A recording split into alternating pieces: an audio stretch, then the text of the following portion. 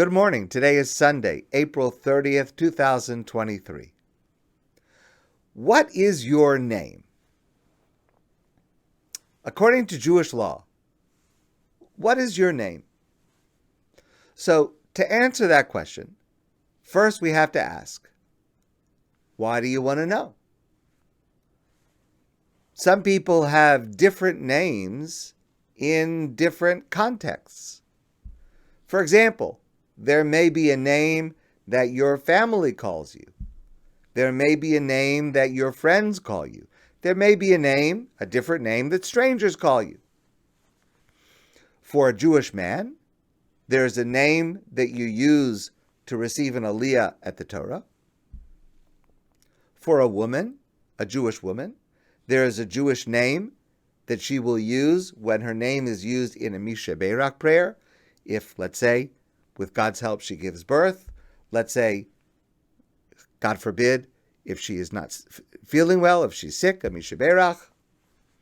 Now, for all of these different usages of a person's name, what the name is not so critical. And if an inaccurate name is used, it's not a problem. Where it gets more formal is when we get, for example, to the ksuva. If a person gets married, there's a ksuva, a marriage contract, that requires a person's correct Jewish legal name, but not their full name. I'll explain that in a moment. The most critical time that a person's name is used in Jewish law is if, unfortunately, they have to go through a get, a Jewish divorce. In a Jewish get, the document must list the correct, full name of the person according to Jewish law, and if in any way that name is written incorrectly, the get might be invalid. So the most care and precision of what is a person's name in Jewish law, refers to the situation of a get. In fact, the first part of the get ceremony is to determine what is the correct full name of each of the people, the man and the woman. And it takes time, and they have to deliberate. They have to ask lots of questions. The rabbis have to ask lots of questions. And they have to, as a bet-din, the rabbis have to come to a conclusion of exactly how those names are going to be written, because again, it has to be correct. So now, let's start over. What is your name? Well, your name is the name you use. That's your name in accordance with Jewish law. It doesn't matter if the name you use is the same name that you were given if you're a boy at your bris, or if you're a girl at your baby naming, or the name that you were called in school. It's the name that you are generally called, that people generally use for you. And, for example, if you don't like the name that you were originally given, you could simply start using a different name. And once people start to call you the new name, that is your name. That's it. We establish a name by what is used, how you call yourself, how people refer to you. Now, some people have an English name, like Michael, and a different Hebrew name, like Chaim Zalman. So, if a man is being called to the Torah for an aliyah, if there is a Hebrew name, we use the Hebrew name. If there is no Hebrew name, we use the English name, because if the only name that they're called is the English name, that is their name. And then we also say Ben, the son of, and then the name of that person's father. If there's a Hebrew name for the father, we use the Hebrew name. If there's only an English name, we use the English name.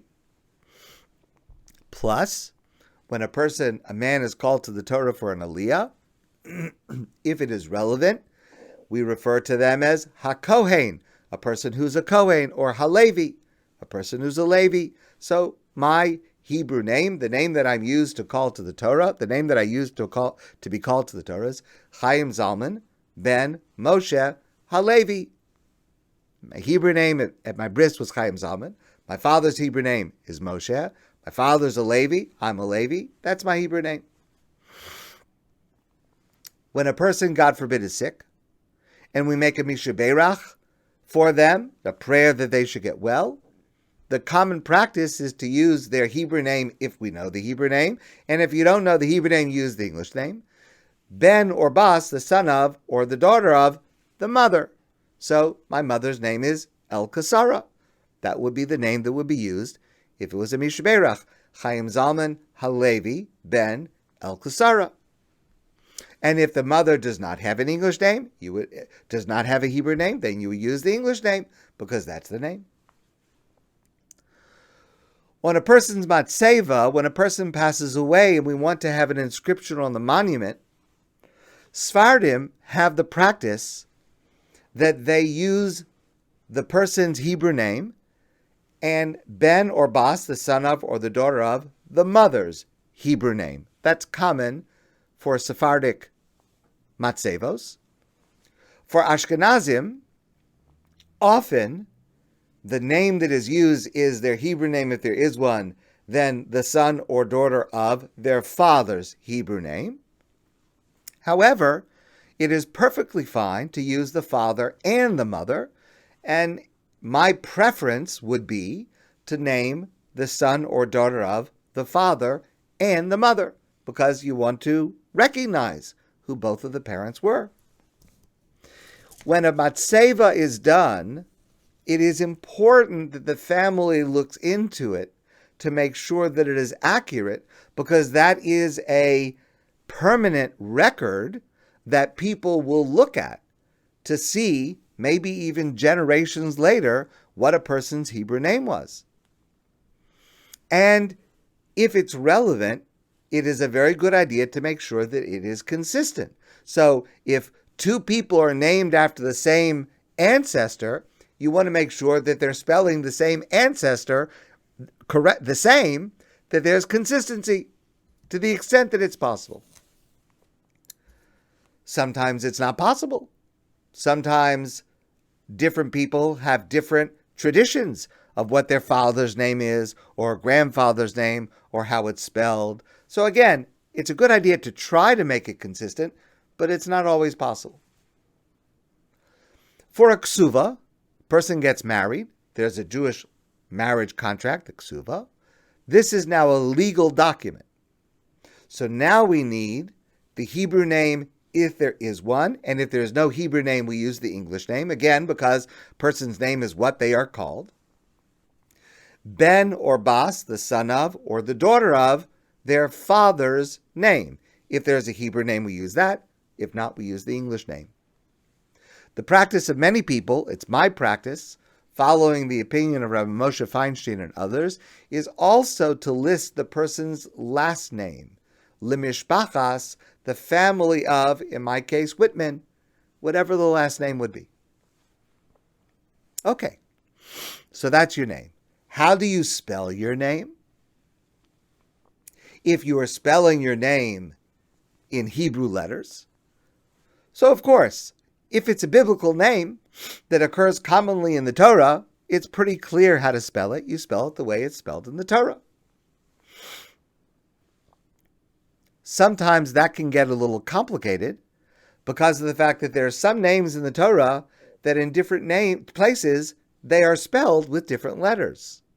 So that gets a little complicated, and that needs someone who is knowledgeable in this area to be able to help determine what the spelling should be. Of course, it's much more complicated when we are trying to spell a name from another language, like Yiddish, for example, or English. And we're trying to spell that using Hebrew letters because the ksuva is written using Hebrew letters. So there are rules. There are a set of rules about how to spell, to transliterate names from a different language into Hebrew letters. And those are the rules that should be used. This is a specialization of Jewish law. And there are certain people that have expertise in how to be able to write these names in Hebrew letters. The question comes up, what happens if, let's say, I have a name and I spell it one way and I use the spelling, but it's not correct. It's not correct according to the rules. Today in English, we're used to the fact that people start to spell their names in all sorts of ways. In former years, there were common accepted ways that a certain name was spelled. And today we find that people are spelling it using different letters. Okay, that's fine. Person can spell the name however they want. But when it comes to a legal document in Jewish law, if a person is spelling their name, but it's not the correct way of spelling it, then it gets a little complicated. If it's for being called to the Torah for an Aliyah or for a Mishaberach, it doesn't matter because we're only speaking it out loud. We're not writing it down. But when it comes to a ksuva, a marriage contract, or a matzeva, the monument, it should be spelled correctly, which is not necessarily how the person spells it themselves. So if a person normally uses their name and spells it differently than the rules would indicate, that's a complicated question, and that has to be decided by someone who is an expert in this area of Jewish law. As I mentioned before, a get, a Jewish divorce, is the most serious because it's possible that if the name that is written or even spelled is incorrect, it could possibly invalidate the get. That could have dire consequences because you have a couple who leaves this ceremony understanding that each of them is now single, able to remarry. But in fact, if there was a problem with the get and the get is invalid, according to Jewish law, they are still married, terrible results could ensue from that kind of mix-up. So we are very, very, very careful, especially at a get. And therefore, at a get, we use all the names. We use a person's Hebrew name, a person's English name, a person's nicknames. If a person previously used one name, but then they stopped using it and started using another name, we use the previous name. And that applies both for themselves and for their father. So for both the man and the woman, we have to determine all of the different names that are being used for that person and all of the different names that are used for that person's father. And in a get, it could end up that a person's name is 1.5 lines long if they have several different English and Hebrew and nicknames and etc. And the same thing for the father. And that's why it is an adjudication that takes time and there's some questioning, and we really need to make sure that we get it right at a get. That's the most serious time that a person's name is used. Traditionally, a baby boy, a Jewish boy, is given his name at a bris. And a baby girl is given her name when the father is called to the Torah during the Torah reading, and a Mishaberach prayer is made for the welfare of the mother and the welfare and the blessing to the baby, and announcing her Jewish name. When should this be done? Well, there are two main customs. One custom is it should be done the first Torah reading after the birth, the first opportunity that the father could be called to the Torah. That's when the baby naming would take place. There's another custom that we do it on the first Shabbos. We wait until Shabbos, even if there will be Torah reading during the week, but we wait until Shabbos. Rav Moshe Heinemann explains the reason for both of these customs, and both customs have good reasons.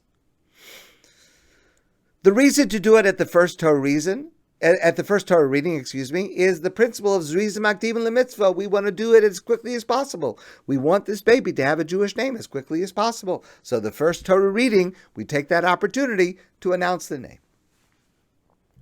The reason to wait for Shabbos is that normally there are more people in the synagogue on Shabbos than there are during the week. And since the name is established for a person not simply by the fact that it's the parents that decide it, but it's the fact that everybody knows the name, and now everybody will call this baby by that name. Well, there are more people in the synagogue on Shabbos than there are during the week. So it makes sense to say we want to announce the name to a larger crowd so that it will be more firmly established in the minds of more people. Okay, two different customs. A person should follow whichever custom they have or whatever is most convenient for them. Who chooses a baby's name? So this is a very, very important question. And the most important part of the answer to this question is, who does not choose the baby's name? The grandparents of the baby do not choose the baby's name. There is no requirement that parents of a newborn baby should name the baby after someone either who is alive, according to Sephardic custom, or who has passed away, or according to Ashkenazi custom, though many people do have this practice, but there is no requirement to do so. There is no requirement to have a biblical name, or even a Hebrew name. Many people have a name that they consider to be their Jewish name, which is actually a Yiddish word, not a Hebrew word.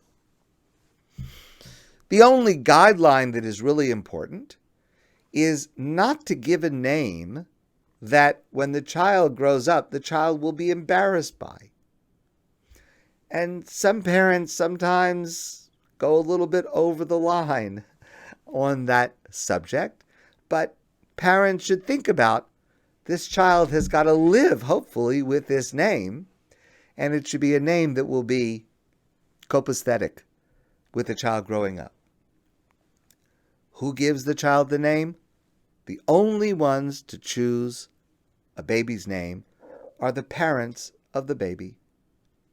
And it is not right for anyone else to pressure those young parents about what the name should be, even if that includes hinting or some other kind of subtle messaging. And it is also very much not right for anyone else to be upset at what the name is that the parents choose. You get to choose the name of your own baby.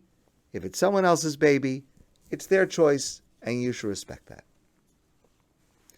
And there's another reason that you should respect that choice that comes to us from Arizal, the greatest Kabbalist of the last 2,000 years, Rabbi Yitzchak Luria. He said something amazing. Ki kasher nolad ha'adam, when a baby, boy or girl is born, a baby is born, v'karen lo aviv v'imo shem echad ha'ola badatam, and the parents, the mother and the father, they decide on a name. They decide on a name based on whatever criteria they decide. Of course, they think to themselves, we chose this name because we like it, because it's after someone we care about, because it's whatever the reason is. But they think to themselves, we decided this name. It's not true. Eino bakroi ubizdamen. It's not random. It's not the parents choosing that name on their own. Kiyim HaKadosh Baruch Hu, Meisim Bepiv, Hashem Hahu, Hamuchrach El Hanashama Hahi. It is God that puts the idea of this name into the mind and into the mouth of the mother and the father, so that when they announce the name, thinking, of course, that they thought of this, they decided this on their own. It is actually God speaking through them. The name that is most suitable for this neshama, for this soul. V'hashem hazeh, and this name, nirsham lamala b'kisei hakavod. This name is inscribed in heaven on the kisei hakavod, on the holy throne of God. It's not random what the parents choose. It's as if God is giving the opportunity to the parents to give a bracha to their child by giving them a name that God will assist the parents, that this is the proper, necessary name for the soul of this baby. My friends, I wish you a great day, and I look forward to seeing you soon in person.